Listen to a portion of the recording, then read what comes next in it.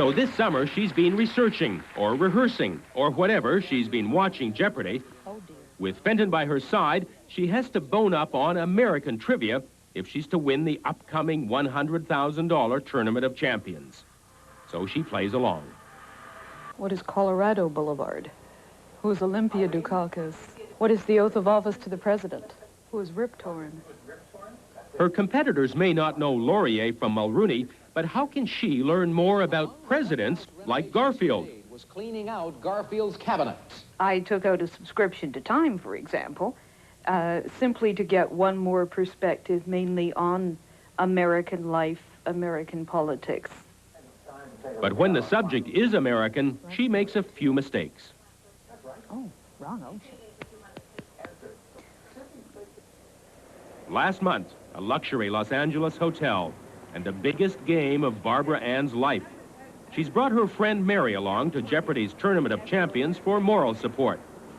Fenton's in the suitcase. Are you a bit nervous? Is there a bit of nervousness? Oh, yes, that goes without saying. I got on the plane this morning and I was a bit nervous. But I don't have that sort of sinking feeling in my boots as though there's a firing squad getting ready for me tomorrow. Are you going to study tonight? No, I am not. I'm not one of the world's great crammers, I've discovered. If it's not there now, then I don't think I can inject it between now and then. I can't give myself, in effect, mental steroids. But next morning, the taxis deliver the 15 contestants to the studios on Sunset Boulevard. Barbara Ann's strong performances to date make her a front runner. She's never lost a show Alex Trebek has moderated. Welcome. 1988 Tournament of Champions. 15,000 people audition for Jeopardy each year. 400 compete. These are the top 15. And I assume because you're all champs, you'll have no problems. This is the end of an era for Barbara Ann. She's been on so many game shows that she's banned from 2 American networks. And this is as far as you can go in Jeopardy. I've become almost like Alexander the Great in having no more worlds to conquer. The quiz program Jeopardy has become the second most popular program in television history. Thousands of fans travel to Los Angeles to be part of the studio audience, even though they'll never appear on camera. These microphones will pick up the reverberations and multiply on about a 10-to-1 ratio. The audience is primed. Camera moves rehearsed, places blocked. A final touching up, and the countdown begins. 9, 8, 7. To a not-so-trivial pursuit of $100,000. 3, 2, 1. This is the Jeopardy $100,000 Tournament of Champions. A freelance And this is Barbara Ann Eddy's Moment of Truth. Barbara Ann Eddy. Barbara Ann, back to you. World history for 200, please. Answer.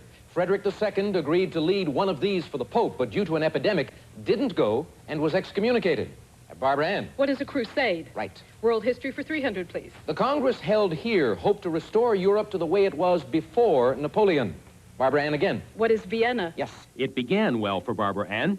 She took the lead and kept it, holding tight to Fenton the Frog through a variety of categories.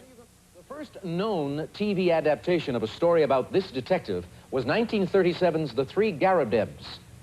Barbara Ann? Who is Sherlock Holmes? Correct. She was on a roll going into the final Jeopardy round, but her heart jumped when she saw this dreaded category. Presidential elections. That's you. American political history, just what Barbara Ann was afraid of.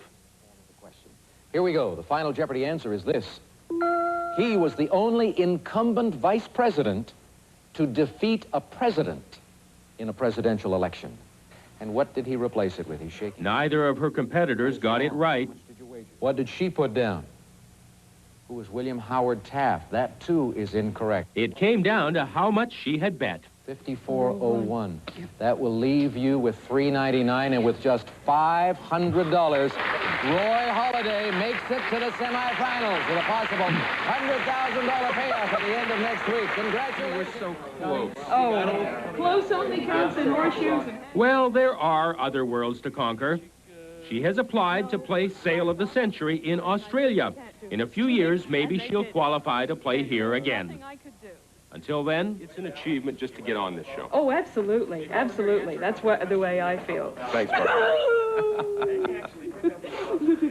It's okay. She's only mildly eccentric.